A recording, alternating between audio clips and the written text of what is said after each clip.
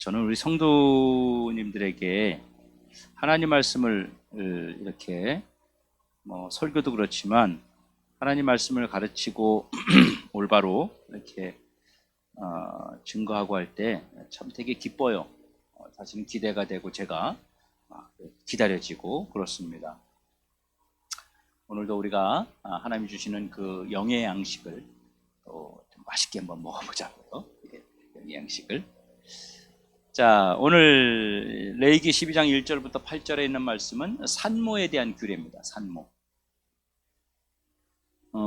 우리가 결혼을 했다면 자녀를 생산하는 일은 굉장히 자연스러운 일이죠. 그렇죠?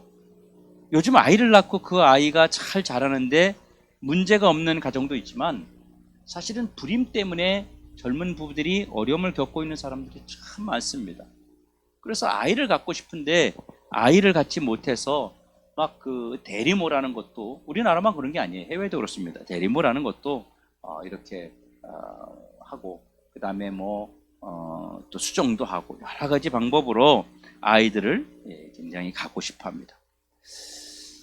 그래서 이 젊은 부부들이 오랫동안 아이를 낳지 못하면 굉장히 힘들어하고 결국에는 부부 관계까지도 이렇게 원활하지 못한 경우를 보게 됩니다. 결혼한 지 10년, 8년, 5년 됐는데도 아이가 없어서 아이를 달라고 기도하는 젊은 부부들이 정말 많습니다. 안타깝죠. 부모들도 자녀를 달라고 늘 기도하며 소원합니다. 내 딸이, 내 사이가, 내 아들이 하나님 자녀를 주십시오. 막 이러면서 부모들도 엄청나게 기도를 하죠. 보는 사람도 참 마음이 안타까울 지경입니다. 그래서 아이를 낳은 것은요, 너무도 큰 기쁨이죠. 아이가 태어나면 어느 집이든 간에 다 기뻐합니다. 처녀와 총각이 결혼해서 아이를 낳는 것은요, 정말 큰 기쁨이 아닐 수 없습니다. 그런데 자녀가 아이를 낳아서 오면 모든 아버지, 어머니가 부모님이 다 좋아하죠. 아이 자체가 즐거움이고 기쁨이고 그리고 아이 자체가 사실 행복입니다. 저도 우리 아이 보면 그냥 보는 자체로 행복한 거죠. 그냥 성도들이 다 알잖아요. 그냥 목사님 그냥 진이만 쳐다봐도 그냥 이렇게 막 입가에 미소가 띈다고. 아까 오늘 이제 저녁을 먹으러 시장을 갔다 왔어요. 예배드리기 전에. 진이가 학원 가는 모습을 제 아내가 봤죠. 아이고 저기 진이 가네요. 그러는 거예요. 근데 저는 차 건너편에 있어서 길가 건너편에. 근데 그 가는 뒷모습이라도 보고 싶어서 차가 오는데 그 길을 건너가지고 골목을 쳐다보고 지나 부르는데 이 녀석은 이제 엄마가 한번 불러서 쳐다봤으니까 자꾸 보면 쑥스러운 거야. 그러니까 뒤도 안 돌아보고 가더라고. 나는 계속 부르는데 그냥 뒤도 안 돌아봐. 그냥 계속 가는 거예요. 저기서 지가 이제 쑥스러우니까 이제 부모님이 자꾸 부르니까 이제 그러는 거죠. 뒷모습이라도 보고 싶은. 이게 이제 모든 부모들의 마음 아니겠습니까? 그런데 오늘 본문은요, 이 산모가 부정한 여인으로 취급당해요. 그래서 처음 아이를 생산하면 2주 동안, 다시 말하면 14일 동안 14일에 33일을 더해요. 그럼 며칠이에요? 14일에다 33일 더하면? 그렇죠. 47일이 되죠. 그러니까 이 약 어떻게 보면 약 2달 정도 된단 말이에요. 얼추. 그렇죠? 그런데 이 2달 동안 모든 것을 차단하고 제사도 드리지 못하고 더 나가서 하나님의 성물까지도 만지면 안 된다 그래요.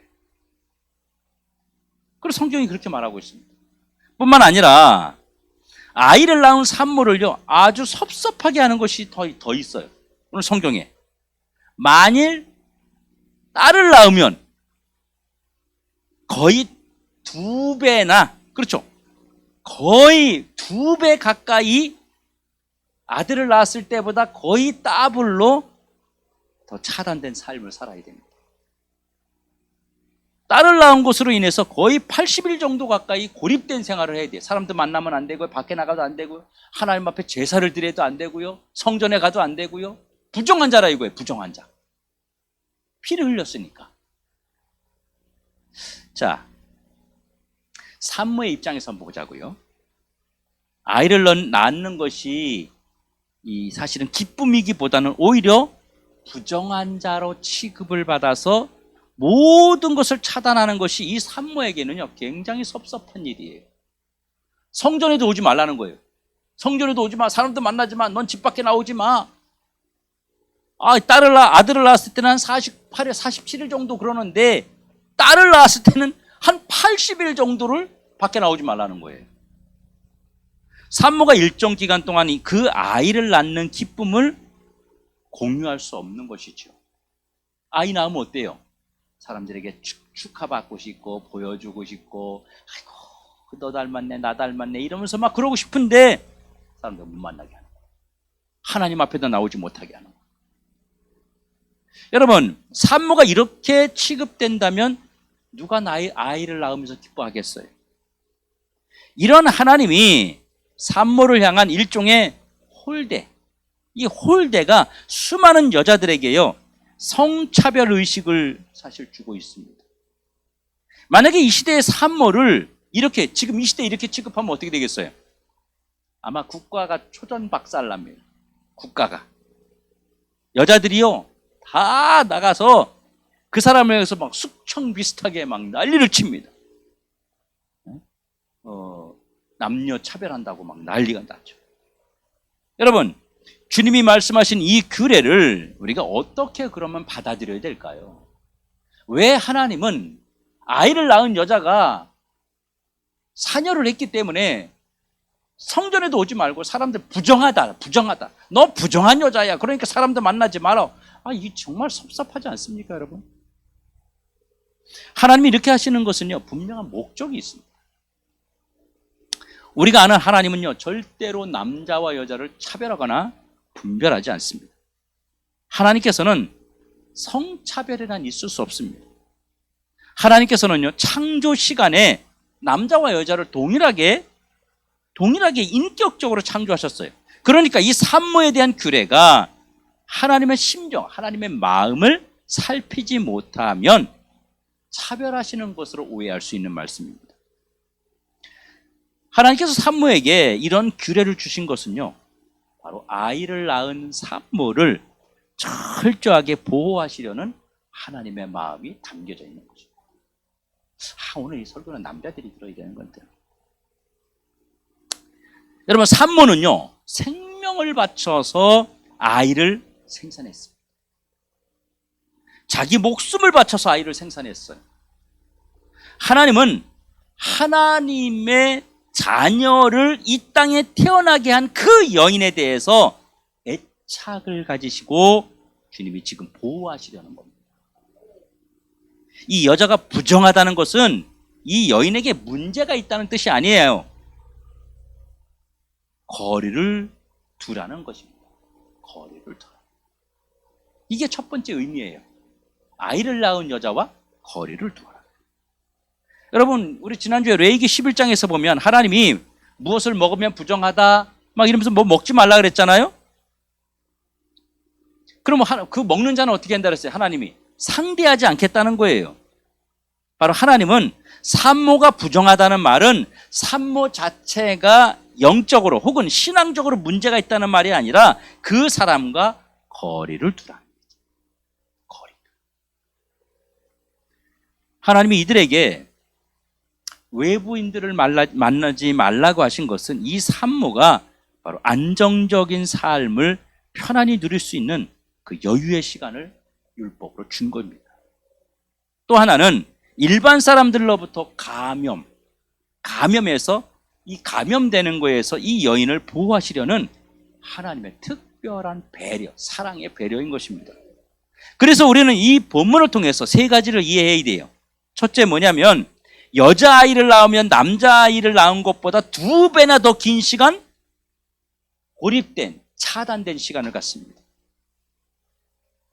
무엇 때문일까요? 아이를 낳으면 남자나 여자나 40일이면 충분히 다 회복됩니다. 그렇죠? 우리 몸조리를 하잖아요. 한 40일 하면 다 됩니다. 남자를 낳든 여자를 낳든. 미국 사람들은요, 우리나라처럼 이렇게 막 몸조리 안 해요. 낳고 며칠 있으면 움직여요. 그런데 왜 남자는 40일, 여자는 80일을 하나님은 부정하다는 이유로 외부로부터 이렇게 만나는 것을 차단하셨습니까? 여자가 남자를 2배 더 긴 시간을 차단한 이유는요, 여자아이가 어머니가 되기 때문에. 그래서 더 긴 시간을 쉬면서 보호하고 양육하라는 특별한 조치예요. 이것은 하나님의 아주 특별한 사랑입니다. 여자를 생산했는데 너는 남자를 낳지 못했으니까 8일 동안 밖에 나오지 마, 이렇게 한다면 이건 잔인한 거 아닙니까, 여러분? 근데 하나님은 절대로 그럴 뿐이 아니라는 거 우리가 다 알잖아요. 하지만 절대 그런 것이 아니라 하나님이 산모에 대한 특별한 애정을 가지고 계시고, 딸을 낳았을 때는 그 딸도 하나님이 이 땅에 하나님의 자녀를 보낼 때에 사용되는 그 몸이기 때문에 더 많이 외부로부터 보호하기 위해서입니다. 사실은 남자보다는 여자들이 더 훨씬 참 중요한 것 같아요. 특별히 교회에서는 더 그렇습니다. 신의 교회에서는요 훨씬 그렇습니다. 어느 분이 그래요. 우리 교회 성도들 뭐 얘기 이렇게 하면은, 목사님 교회는 여자 성도들이 많죠? 우린 거의 다 여자예요. 우린 거의 다, 남자는 한 2-3명밖에 안 돼. 다 여자야. 네, 그렇게 얘기를 하는데, 어떤 면에 그게 참 영적으로, 신앙적으로 여자분들이 더 뜨겁잖아요. 더 헌신적이고 더 주님 앞에 열정과, 그런 거 참 기분이 좋은 거죠. 이 남자들이 없으니까 하는 얘기인데 남자분들이 있으면 섭섭해한단 말이에요.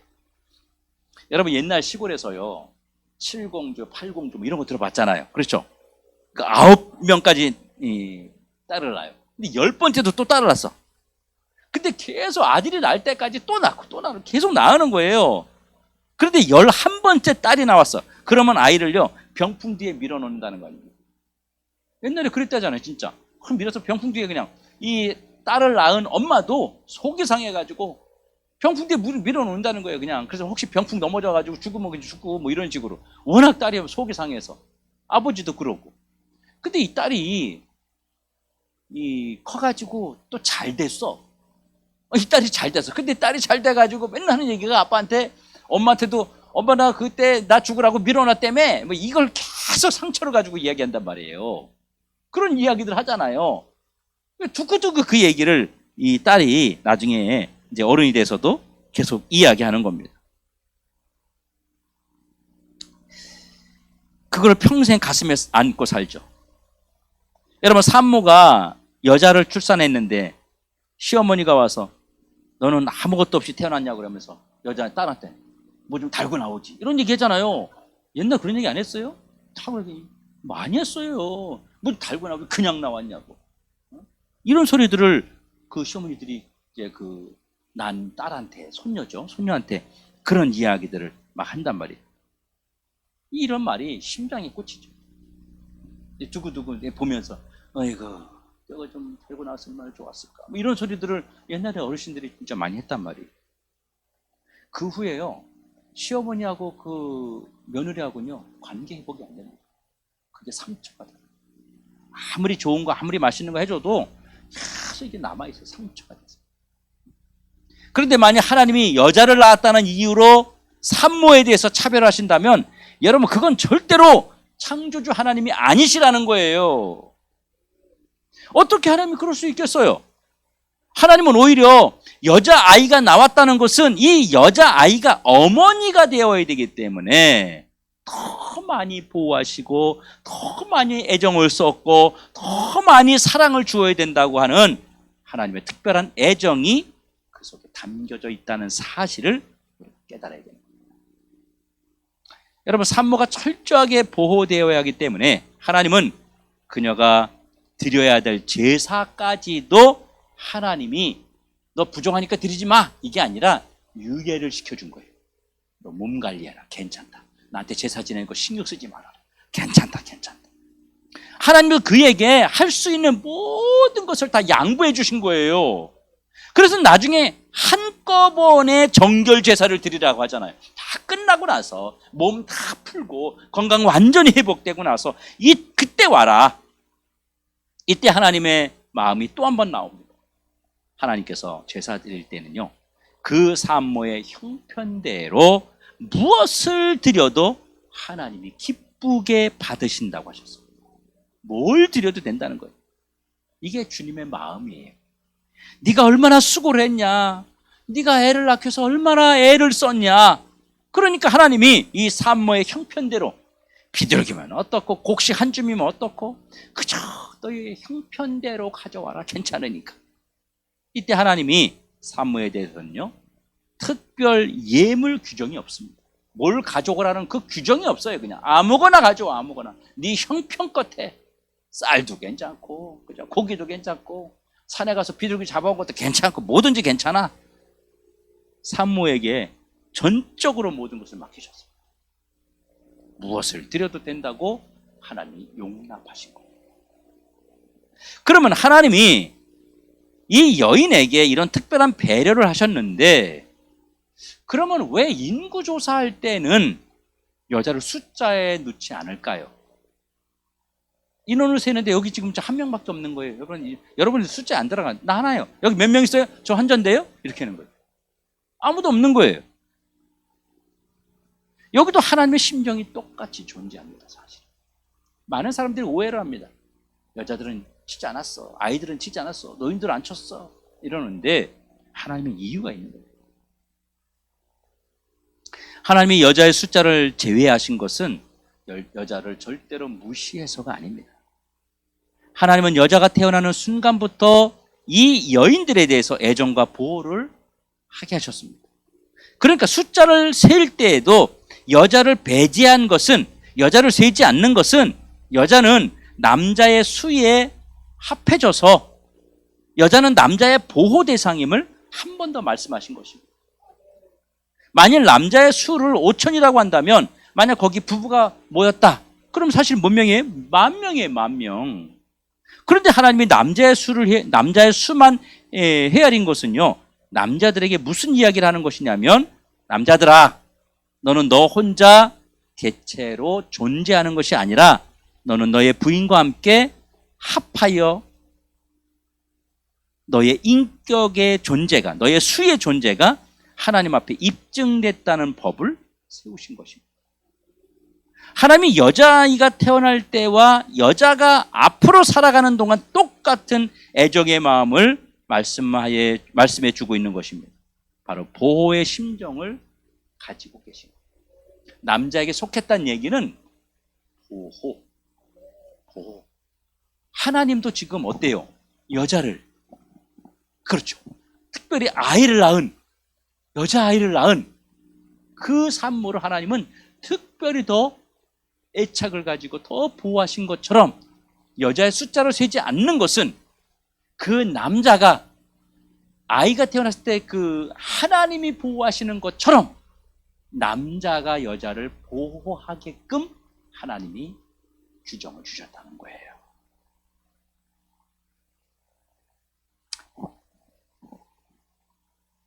요즘 우리 주변에도요, 보호하고 배려해야 되는 대상들이 있습니다. 그것이 누구냐면 어린아이들과 여자들입니다.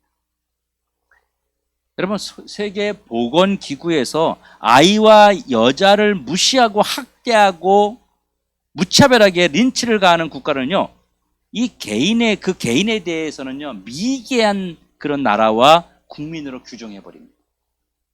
그래서 선진국이냐 아니냐 이 따질 때 뭘 하냐면, 어린아이와 이 여자들을, 여러분 동남아 데 가봐요. 여자들 진짜 막 아이들 막 사람 취급 안 하거든요. 정말 막 함부로 막 돼. 그런 나라 선진국대에 못 들어갑니다. 절대로. 미개한 나라라래, 미개한. 그래도 선진국일수록 이 아이들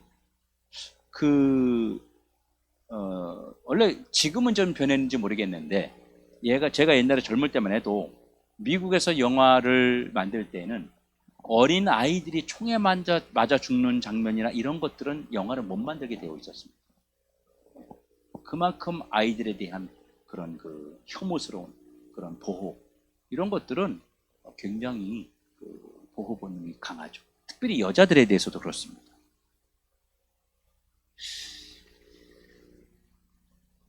여러분 우리 주변을 한번 보십시오. 지금 이 세상에 두 가지 측면이 뒤집혀 있습니다. 이들 스스로가 지금 보호를 거부하고 있습니다. 사실은. 이게 뭐냐면 여권 신장, 또 여성의 권익 이런 거를 들먹이면서 우리를 보호해주지 않아도 된다는 거예요. 남자가 왜 우리를 보호해? 이렇게 말하는 거예요. 아니 남자가 뭔데 나를 보호해? 나는 내가 보호할 거야. 이렇게 역행해 가는 거예요. 하나님의 섭리는 남자들이 여인을, 어린아이를 보호하게 돼 있는 거예요. 그게 세상의 이치고 이 땅에 하나님이 보내신 남자와 여자의 차이점입니다. 그런데 지금은요 도리어 그걸 거절해요. 내가 무슨 나는 난데 니들이 왜 나를 보호해? 내가 왜 니들 보호를 받아야 돼? 이런 이야기들을 한단 말입니다. 우리는 나 스스로를 보호해야 한다고 말합니다. 이렇게 해서 하나님이 보호하라고 하신 그 울타리 밖으로 스스로 나가려고 하는 거예요. 남자에게 맡겼다는 얘기는 그냥 뭐 네가 알아서 해라고 하는 게 아니라 하나님이 그 남자를 통해서 아이들과 가정과 여인을 보호하게끔 맡겨주신 것이에요. 그래서 여자들이요 스스로 울타리가 필요 없다고 말합니다. 이게 사실 문제입니다. 이 원리를 모르는 거예요. 또 하나는 이들을 이용해서 자신의 목적을 이루려는 그런 수단으로 사용하려는 것 역시 잘못된 겁니다. 여자와 어린아이들에게 또 인신매매하고 유괴하고 뭐 어떤 이런 온갖 나쁜 짓 이런 것들 하는 그런 것들이 많잖아요. 이 미개한 국가일수록 어린아이와 여인들을 소유물로 여깁니다. 우리가 무슬림이라 하잖아요. 회교들. 여기서는 여자아이들이요 8살이 넘어가면 이 배움의 기회를 박탈해버립니다. 그래서 여자는요 많이 알면 안 된다 그래요. 그래서 안 가르쳐요. 지금도 일부 다처제입니다. 사우디아라비아 같은 데 일부 중동 국가 가면요 지금도 일부 다처제로 삽니다. 이게 다 뭐냐면 하나님이 말씀하신 본질과 거리가 멀어진 것입니다. 본질과 다 다른 거예요. 이거는 일반적인 사람들의 이야기라고 합시다. 그런데 신앙인들은 어떻습니까? 우리 믿음의 사람들은 신앙 안에서도 이들이 자유, 권리, 평등, 뭐 또 적절한 보호의 울타리 이런 것들을 사람들이 제공받고 있습니까? 교회 안에서도 이런 것들이 잘 안 되고 있어요, 사실. 교회에서 대표적인 의식 중에 하나가 뭐냐면 여자가 밥을 해야 된다는 의식이에요. 뭐 남자가 하면 밥이 맛이 없어서 좀 그럴 수 있겠죠. 음식이 좀 아무래도 제가 하면 아마 다 안 먹을 수도 있어요. 제가 음식을 하면. 제가 그래도 다른 걸 하려고 그러잖아요. 설거지 같은 거 하고 밥, 쌀 무죠? 물 맞추고 이런 건 다 제가 한단 말이에요. 제가 그런 건 잘 한단 말이에요. 어쨌든 간에 꼭 여자만 해야 된다는 생각을 교회에서도 버려야 돼요. 그래서 남자들도 할 수 있는 부분들은 뭐 무거운 거 들고 이런 것들은 같이 좀 도와주고 이렇게 해야 되는 겁니다. 예수님은 늘 여인들과 어린이들 편이었다는 거 아십니까? 과부나 여인들이 와서 부탁하고 하나님의 법드리면 단 한 번도 하나님이 외면하신 적이 없어요. 어린아이가 주님에게 오는 거 한 번도 외면하신 적이 없어요. 그들을 무시하거나 업신여기거나 꾸짖은 적이 없어요. 그래서 이들을 무시하고 차별하는 것은요 하나님을 향한 범죄가 됩니다.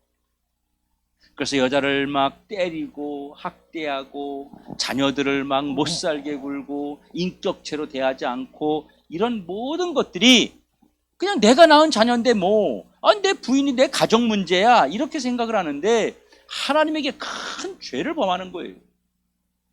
그걸 잘 보호하라고 맡겼는데 잘 감싸주라고 맡겼는데 보호하지 아니하고 때리고 학대하고 이런 현상들이 나타나게 된다고 하는 겁니다.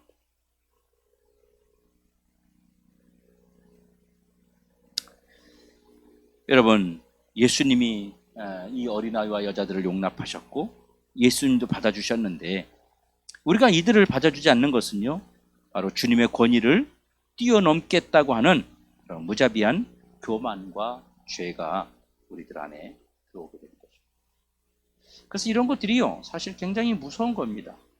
하나님께서 그런 그 남자에게 어쨌든 가정을 보호하고 자녀와 아내를 이렇게 보호하고 하는 그런 책임과 의무를 주셨어요. 그래서 그건 반드시 해야 되는 겁니다. 저는 그 의식이 늘 있어서 그런지 모르는데 가정의 의식주는 항상 책임을 져야 된다는 생각을 제가 갖고 있습니다. 진짜 뭐 힘들어도 가정이 편안할 수 있도록 먹는 거, 입는 거, 자는 거, 쓰는 거 이런 거는 기본적으로 다른 건 못 해줘도 최소한 그건 해야 된다고 늘 저는 생각하고 있어요. 왜냐면 맡겨주셨습니다. 뭐 또 좀 잘하는 사람이 있고 못하는 사람이 있을 수 있겠죠. 근데 이제 아주 기본적인 그 기본은 해야 된다는 생각을 하고 있습니다. 하나님은 여자를 창조하실 때 여러분 산모로 창조하셨어요. 이거 꼭 기억하셔야 됩니다. 하나님이 생명을 보내는 방법이요 무엇이냐면 산모를 통해서 보냅니다. 그게 바로 여인이란 말이에요. 그래서 우리가 충분히 신앙의 인격으로 배우해야 돼요. 하나님은 그들이 이 땅에서 마땅히 대우받아야 할 자격이 있다고 말씀하십니다. 그래서 우리 교회가 만약에 잘 꾸며지 만약에 하나님이 어떤 기회가 되어서 저는 이제 머릿속에 그런 생각을 하고 있어요. 이렇게 하나님이 혹시나 우리에게 어떤 시간이 돼서 건물을 이렇게 주거나 땅을 주거나 건축할 수 있는 기회를 주신다면 여성들이 쓸 수 있는 그 여성 그 화장실 있잖아요. 화장실을 호텔급으로 만들어요. 좀 그래서 모든 것에 다 비데를 놓고 파우더룸 같은 것도 좀 놓고 그 안에 좀 이렇게 그다음에 아이들 이렇게 뭐 모유할 수 있는 그런 것들도 거기서 기저귀 갈고 하는 그런 공간들도 좀 만들어 놓고 특별히 여자들이 쓰는 그 화장실 공간 그 파우더룸이라 하잖아요. 그 공간을 아주 잘 해놓고 싶은 거예요. 제가 이 생각을 오래전부터 하고 있습니다. 기대하세요. 아주 중요하거든요. 교회 사실 여성분들이 굉장히 중요합니다. 저희 집에서도 제가 이렇게 있다가 우리 가족들 뭐라면 아내가 없으면 허전해요. 있으면 또 뭐라고 막 그러긴 하는데 잔소리 하는데 그래도 없으면 허전한 거예요. 옆에 있어야 그래도 뭔가 이렇게 안정되고 그런 마음들이 있습니다. 성경은 계속해서 우리에게 말하고 있습니다. 주님은 남자와 여자를 절대 차별하지 않습니다. 하나님은 필요하시다면 누구라도 사용하신다는 얘기. 성도 여러분, 우리 모두가 여인들이라 할지라도 특별히 자녀들을 다 여성분들이니까 우리 하나님께서 보내주신 자녀를 소중하게 또 오늘 또 이 영상을 통해 보시는 분들도 있을 건데 또 특별히 여자들, 어린아이들, 자녀들을 이렇게 소중하게 여겨야 됩니다. 여기서부터 시작해야 가정도 살고 신앙도 사는 겁니다. 우리가 아내와 자녀들을 소중하게 여기는 그런 가정이라면 여러분 얼마나 행복하겠습니까? 얼마나 훌륭하겠어요. 그렇죠? 아내이면서 또 어머니입니다. 존중받아야 될 그런 좋은 위치에 있다고 저는 생각합니다. 그래서 우리 어버이줄 그러면 이제 옛날에 우리 어머니 날이라 했잖아요. 어머니 날. 지금도 어버이날 그러면 아버지는 좀 덜 저기 하고 이제 엄마 생각이 사실은 어머니의 특별한 분들 빼고는 거의 어머니 은혜를 좀 많이 생각하죠. 저도 역시 마찬가지입니다.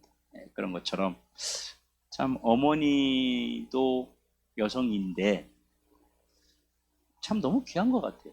어머니 그러면 아버지 그러면 이제 약간 좀 덜 그런데 어머니 그러면 참 마음의 고향 같고 따뜻하고 늘 그런 것처럼 이 세상에서도 하나님께서 이 여인들에게 아주 특별한 그런 배려와 특별한 그런 보호와 그런 어떤 것을 하나님이 하셨던 것처럼 우리가 하나님 말씀을 잘 이해를 하고 안다면 우리도 역시 여인들에 대해서 딸에 대해서 특별히 더 많은 관심과 사랑을 가질 수 있기를 주님의 이름으로 축원합니다. 기도하겠습니다.